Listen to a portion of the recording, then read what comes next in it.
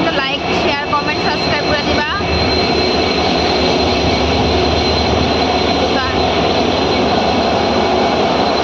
Passenger train, আমরা রেলও বলি।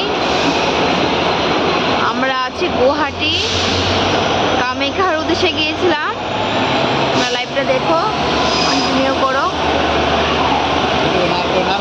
কে